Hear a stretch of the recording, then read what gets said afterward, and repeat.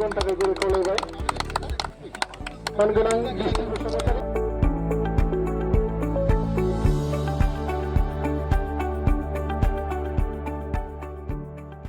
जिल्ला एबसुआ महकुमा थाखोनि 13 बोसोर बैसो सिंनि हौवासाफोरनि जोलुर गेलेनाय बादायलायनायखौ दिनैनिफ्राय जागायबाय।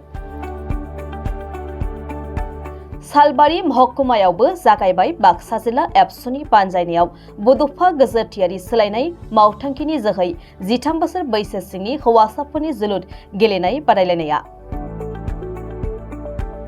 बे जोलुर बादायलायनायखौ बेखेवनाय हाबाफारियाव गाहायालासि महरै बाहागो लाफैनानै बेखेवनानै होफैयो सालबारि जिल्ला गेलेमु बिफाननि आफादगिरि कान्तेश्वर बसुमतारी बिथाङा।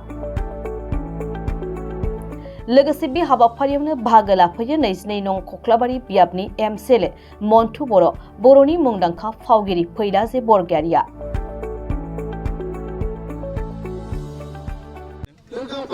दिनै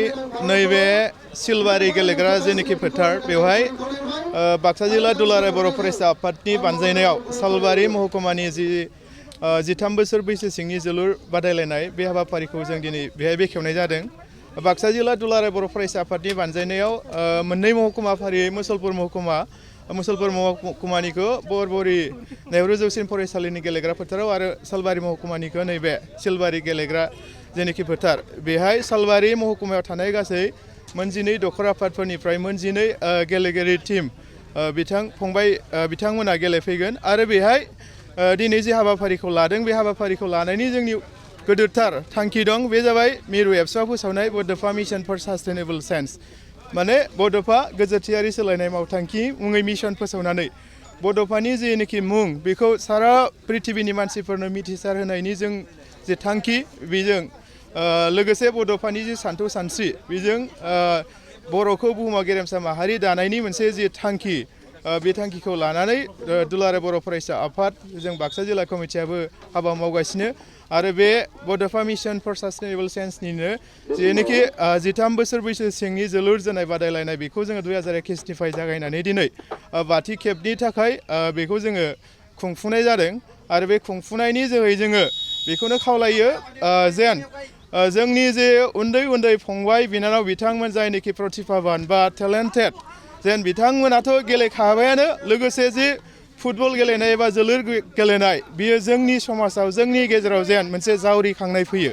दा बे थांखिजों दिनैनि जे 13 बोसोर बैसो सिंनि जोलुर बादायलायनायखौ नैबे बाक्सा जिल्लानि बेन्दोंनिनो मोनसे दखरा सिलबारि दखरा एबसुनि हेफाजाबजों जोङो मददजों नैबे सिलबारि गेलेग्रा फोथाराव खुंनाय जादों।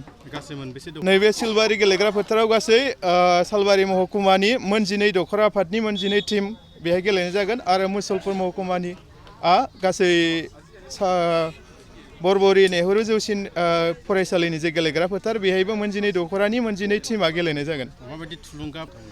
जों बेखौनो मोनदांथिदों गिबि जेब्ला 2021आव जागायदोंमोन जागायनानै फैयै देग्लाय बाथि खेब बा खनबा होनाय जाबाय। दा बेवहाय जोङो मोनथिनानै मोन्दों जे गेलेनायनि मोनसे बे थासारिया सिगांनिफ्राय एसे जावरिखांनाय फैयाखै नङा बेखौ जों फैनायखौ प्रेक्टिकेलि मोनबाय आरो बेनिफ्राय जोङो मोनसे मोजांथार खौराङा जाबाय जे आन्डार 13 फुटबलखौ जोङो गामि लेभेलाव इन्टार भिलेजाव दखराफोरा गेलेहोदों बेनि उनाव फिन जोङो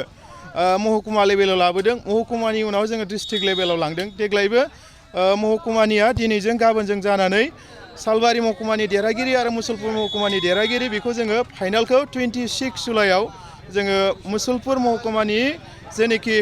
खुंनाय जायगा बरबरि नेहरू जौसिन फरायसालिनि गेलेग्रा फोथार बेहाय जोङो खुंनाय जागोन। दा खोथाया जाबाय गेलेहोनायनि बा गेलेनायखौ बानजायनायनि जोहै जोङो